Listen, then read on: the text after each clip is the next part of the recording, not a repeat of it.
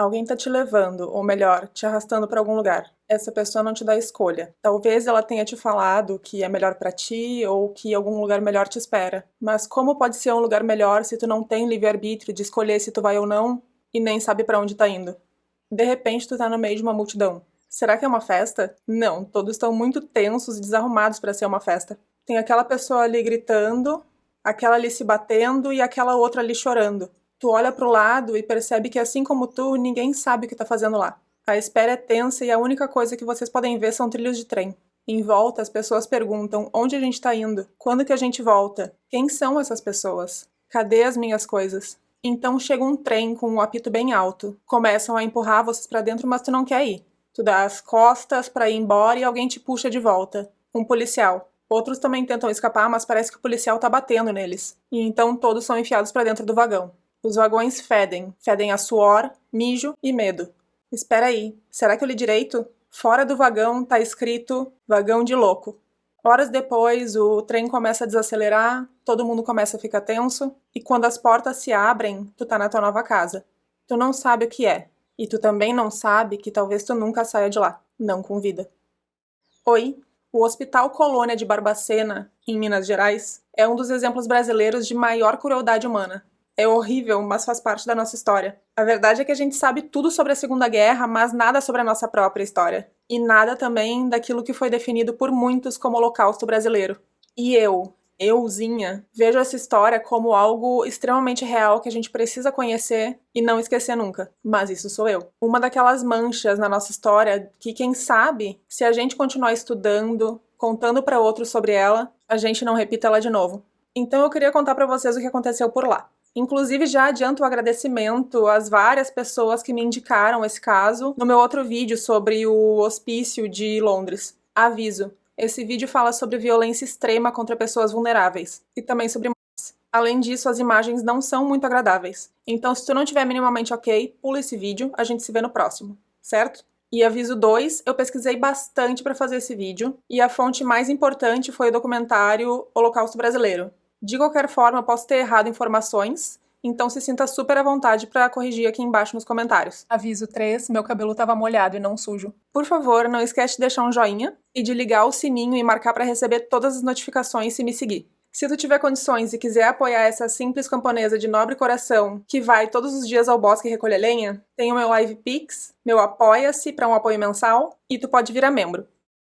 O Hospital Colônia de Barbacena foi fundado em 1903 em Barbacena, município de Minas Gerais. Para lá iam os deserdados sociais. Então, todas as terças e quintas era dia de encher vagões com mais pacientes que iam ser jogados lá. Tipo o saco de batata quando tira no caminhão. No trem, o maquinista conta que tinha vagões específicos para eles, onde ninguém mais entrava e de onde eles também não saíam. Do lado de fora estava escrito vagão de louco. E o trem, que era só de ida, porque ninguém tinha intenção de libertar as pessoas, chegava então na estação Bias Fortes, a última parada de uma linha de trem que cortava boa parte das cidades do interior do Brasil. E da estação iam para o Colônia, que era bem pertinho. Ele tinha um muro muito alto, então ninguém conseguia ver o que estava acontecendo lá dentro. E assim que chegavam, os pacientes passavam por uma triagem parecida com as de campo de concentração, com direito a banho gelado em qualquer estação, que eles falavam que era para desinfectar. Depois eles recebiam uma camisola azul feita de brim, só que um brim bem fino, então não esquentava eles.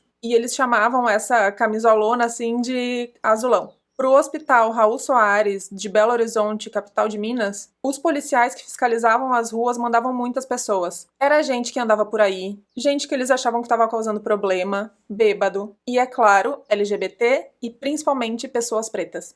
Limpar as ruas essa corja, aviso de ironia. E o Raul Soares, que por causa disso ficava muito cheio, por sua vez mandava essa galera para o Hospital Colônia. Outros locais também mandavam pacientes para o Colônia. Pacientes que eles consideravam que davam trabalho, pacientes mais complicados que eles não queriam cuidar, eram todos mandados para Barbacena. Esses, segundo uma funcionária, chegavam de ônibus numa quarta-feira. E desse ônibus lotado saía gente vomitando, gente com diarreia, gente com a roupa toda mijada. Abre aspas. Aqui era depósito, sempre foi depósito. Alguns pacientes sequer nome tinham. Esses recebiam a alcunha de ignorado de tal, ignorada de tal, tendo então as suas histórias apagadas. Os funcionários empregados no Colônia não tinham especialização, a vasta maioria deles. Não precisava saber de enfermagem, de medicina, psicologia, psiquiatria, neurologia, nada. Sequer precisava saber ler e escrever. Eles só precisavam saber distribuir comida, remédio, dar banho nos pacientes e limpar o hospital. Para os 3 pavilhões que tinham capacidade para 200 pessoas, mas em um período chegaram a abrigar 5.000 pacientes, sim, todos ao mesmo tempo, tinha apenas um médico.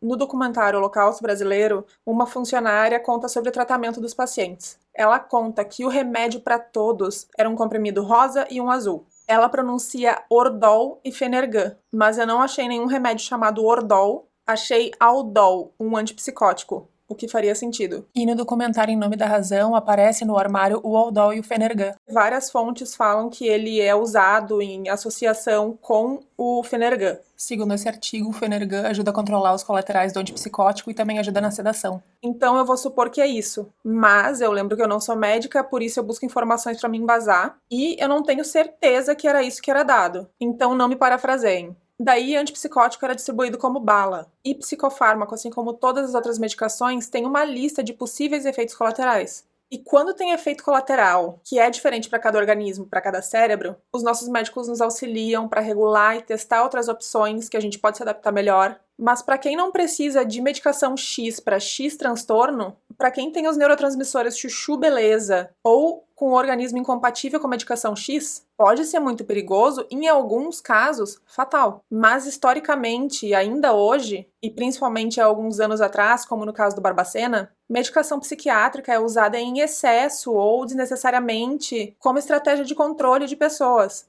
E a maioria dos pacientes que estavam lá não precisavam de remédio. Mas tu não tem como saber disso, Natália. Tenho sim. É estimado que 70% dos pacientes que estavam lá não tinham transtornos ou outras questões psiquiátricas e deficiências. E nos 30% que sobraram, que têm algum transtorno, alguma condição, eu duvido que todos eles se beneficiariam de antipsicótico, porque cada transtorno tem um tipo de tratamento. Quem se beneficiava disso era o hospital. Todas as técnicas utilizadas dentro do hospital pretendem controlar, ao nível do corpo e da mente, uma loucura que extravasa este corpo e esta mente. O objetivo não é a cura nem a recuperação, mas o controle. E nessa época, qualquer tristeza, um nível típico, era motivo de internação. A ex-funcionária fala que eles foram ensinados da seguinte forma, abre aspas, se tiver gritando ou batendo, você dá os 2 juntos. Os 2 comprimidos. Se tiver cantando ou importunando, dá o rosa. Remédio não tinha nome, imagina o perigo. E é indignante que o cara não podia nem bater palma, nem ser feliz que ele era dopado. O guarda do hospício, um daqueles machões que tem a arma como compensação fálica, às vezes olhava pro paciente, olhava pra caixa de remédio, pegava qualquer remédio que tava ali dentro, sorteava e dava pro paciente, tipo roleta russa. Se o paciente não quisesse, ele ameaçava apontando uma arma. E essa arma ele apontava até pros funcionários. Ainda assim, perto do que vem depois, esse período antes de 1930 é considerado um período onde os pacientes ainda eram bem tratados. Na década de 30, então, as irmãs vicentinas e a Igreja Católica passaram a administrar o hospital. E também foi quando o tratamento dos pacientes piorou e cada vez mais o hospital passou a ser um depósito, um presídio, e teve cada vez mais violações de direitos, violência e mortes. Roselmir, uma ex-funcionária, conta que os pacientes foram morrendo, abre aspas, um atrás do outro, um atrás do outro, um atrás do outro. Em alguns plantões ela encontrava 5 corpos, num dia. Ela, numa tentativa, às vezes, de salvar os pacientes, trazia de casa leite em pó e dava leite na boca desses pacientes que estavam perto de perder a vida, mas já não adiantava mais. E era tão certo que todo dia ela ia encontrar pelo menos um paciente morrendo, que na bolsa ela já trazia uma vela. Essa vela, então, ela acendia e colocava na mão do paciente. Só pensionistas, como eram chamados aqueles que estavam pagando pelo tratamento, e alguns outros pacientes, eu não sei qual era essa divisão, tinham uma alimentação ok, de feijão, arroz, macarrão branco, ovo, carne moída. Já os pacientes chamados pelo hospital de indigentes, que para eles não eram só as pessoas sem nome, mas aqueles que também não podiam pagar, e que eram mais ou menos 80% dos pacientes, esses, os pacientes indigentes, só tinham uma sopa de macarrão branco. A comida, então, era sempre a mesma no almoço e na janta, meio-dia e 5 da tarde, nada nos intervalos. E segundo a Roselmira, em algum momento teve uma sopa rala, devia ser essa de macarrão branco, até que ela foi acabando e deixou de ser o suficiente para a quantidade de pacientes, que não parava de aumentar,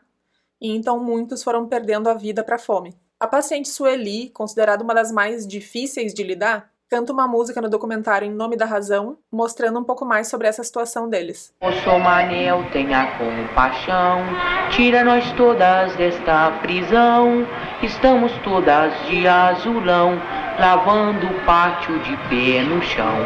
Lá vem a boia do pessoal, arroz cru e feijão sem sal, e mais atrás vem um macarrão, parece cola de colar balão. E mais atrás vem a sobremesa, banana podre em cima da mesa. E mais atrás vem as funcionárias, que são as putas mais ordinárias. Enfermagem é um lugar de cuidado, tratamento e recuperação da saúde das pessoas. Já a enfermaria do Colônia não tinha nada além de uma única seringa, que era usada para todos, e uma bacia para ferver essa seringa. Eu imagino que ela era de vidro, que foi a que veio antes da descartável, já que a descartável foi inventada só em 1959. Não sei quando que ela chegou no Brasil. Apesar de a seringa de vidro ser desinfectável, antes da descartável, doenças seguiam sendo compartilhadas com o uso das reutilizáveis, quando não bem desinfectadas. E na hora de aplicarem vitaminas, medicação no Hospital Colônia, eles abriam a seringa, colocavam o conteúdo de várias ampolas de uma vez só lá dentro e iam aplicando de paciente em paciente sem pausa para desinfectar. A bacia era ignorada. Mas nem sempre teve remédio, e não é porque não tinha remédio num período que não teve tratamento. Teve o eletrochoque, sem anestesia. E ainda por cima não era um por vez na sala. Ficavam 40 pacientes deitados, um do ladinho do outro, e o eletrochoque ia um por vez. E então o que era o número 40 tinha que ver 39 pacientes chorando, esperneando enquanto duas pessoas seguravam elas e gritando por entre os dentes, porque colocavam um pano na boca para não morderem a língua, até chegar a vez dele. Imagina o terror psicológico. Inclusive, aqueles pacientes que chegavam lá e não eram loucos, como eles chamavam, deviam se tornar em algum momento. O eletrochoque não foi usado apenas com fins terapêuticos, mas também como punição, e outro tratamento foi a lobotomia.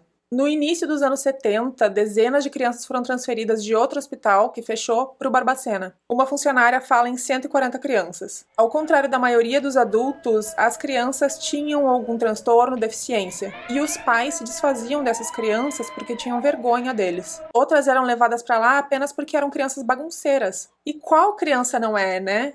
Se eu vejo uma criança organizada e quieta demais, daí é que eu vou achar um problema digno de levar em médico pra verificar se tá tudo ok. Nenê, agora. Vem cá, aqui. Então lá elas ficavam peladas, na cela e no pátio, apanhavam de vara, levavam eletrochoque, balde de água fria, mesmo quando quietos. E lá ficavam.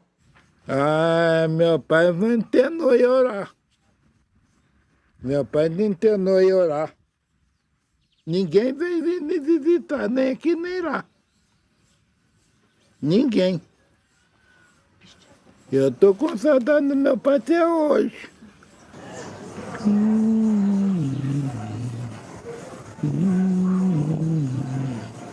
Napoleão Xavier, um fotógrafo que foi visitar o Colônia em 1979 e fez os únicos registros existentes das crianças, fala sobre um momento muito marcante para ele quando ele estava lá tirando foto de um menino que chegou para ele, cutuca ele e pergunta: "Moço, você quer ser meu pai?"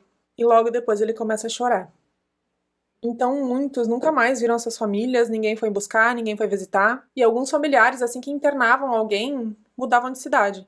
O livro Holocausto Brasileiro conta que homens, mulheres e até crianças chegaram a comer ratos, beber esgoto ou urina e dormir sobre o feno. Então a cama era só um feno sujo que eles tiravam da rua e um tecidinho por cima. E então eles contam que durante a noite, quando estavam dormindo, eram mordidos por vários insetos que estavam no meio desse feno. E bem cedo, 4 da manhã, eles eram colocados no pátio, pelados, no frio, para os funcionários poderem limpar a parte interna. Tudo ficava minimamente organizado e é claro que eles impediam os pacientes de entrar de volta. No inverno eles passavam muito frio porque eles não tinham o mínimo, tinham aquela camisolinha de brim. E para se esquentar, eles ficavam um em cima dos outros. E então existe relato de que nesse período morria 60 pessoas, porque Nesse amontoado de pacientes no frio, quando eles estavam tentando se aquecer no desespero, e às vezes até alguns que nem percebiam, sabe? Alguns acabavam ficando embaixo desse monte de pessoas e acabavam morrendo sufocados.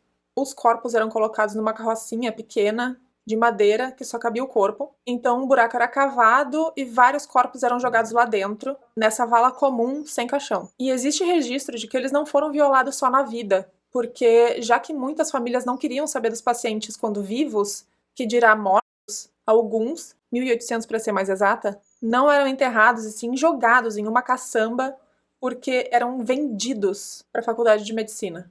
Vendidos. A morte era tão trivial no Barbacena que quando o cineasta Elvésio Raton estava lá conhecendo o local e eles estavam tirando fotos, uma mulher chegou para ele e falou: "Eu sei por que vocês estão fotografando a gente. É para quando a gente morrer, vocês saberem quem morreu." A partir dos anos 70, alguns pacientes, aqueles que eram considerados normais, eram levados para trabalhar. Faziam coisas para o hospital, reformas na casa de diretores e também coisas para a prefeitura. Não existia pagamento. Eles recebiam um maço de cigarro. E quando aparecia um maço de cigarro que para eles era luxo, eles ficavam desesperados para ir trabalhar. Mas os funcionários, os diretores que fizeram isso, alegam que não é crime, nem exploração, porque era terapêutico para eles. É óbvio que era. Eles ficavam girando ao redor de si mesmos na porcaria do pátio da porra do hospital. Pessoa assim, quando não tem absolutamente nada, acaba aceitando qualquer migalha. Não significa que tá ok. Assim que a mãe da Geralda Siqueira morreu, ela foi trabalhar na casa de um advogado quando ela tinha apenas 10, 11 anos. Ele, o advogado, um homem de 53 anos, ela.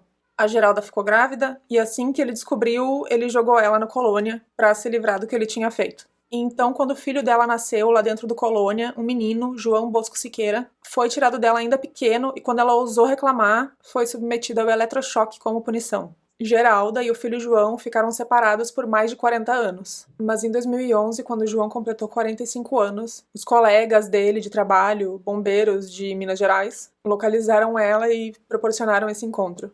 José Carlos de Almeida, aos 9 anos, foi morar na rua porque não sabia que tinha mãe. Então, quando o pessoal do documentário estava por lá, levaram ele para ver os arquivos dos pacientes. Ele tinha uma informação de que ela foi internada no colônia, e o pai chamava ela de louca. Daí, quando ele abre a pasta dos indigentes, ele encontra a mãe lá dentro e descobre que o próprio pai largou ela lá e mentiu para ele a vida inteira. O pai, ex-marido dela. Ela não é minha mãe. Casada, tá vendo? Tá vendo? É casada. E meu pai dela como indigente, tá vendo? Foi cruel, não foi? Escondeu-se de mim.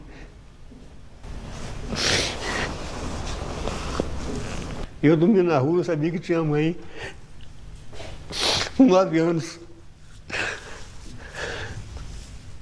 No ato, na hora da internação, o ex-marido pediu para tirar o sobrenome da esposa quando deixou ela lá, para tirar o nome dela de casada.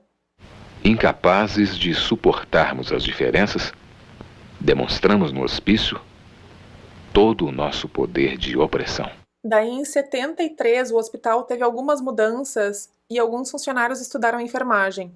E então, em 1979, o Colônia tem um marco importantíssimo com a visita de um psiquiatra italiano chamado Franco Basaglia, e ele falou, depois de entrevistas, que ficou apavorado com o que viu lá dentro. Ele se tornou, então, meio que um símbolo, e isso deu forças para que futuras mudanças na psiquiatria viessem a acontecer. Além disso, isso significa também que parte da verdade do que estava acontecendo no hospital foi exposta, pelo menos para aqueles que queriam ver. Ira Firmino, jornalista, foi outro personagem importantíssimo na exposição do que estava acontecendo no Colônia. Ele fez isso através de uma série de reportagens com o título Nos Porões da Loucura.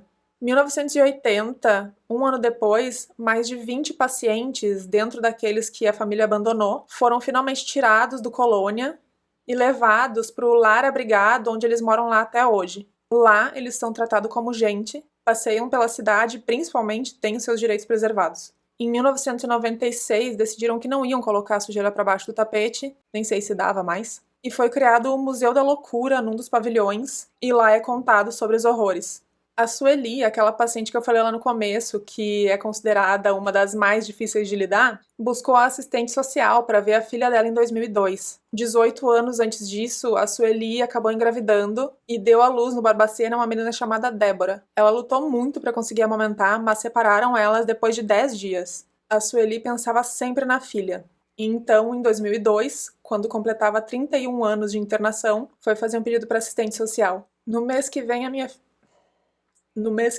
minha filha vai completar 18 anos, doutora. Vim aqui dizer que eu gostaria de estar em casa nessa data.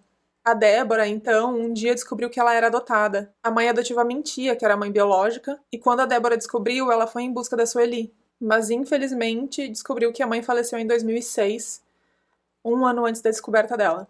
O hospital ainda existe, passou por várias reformas, e as internações caíram de 130 por mês para 30.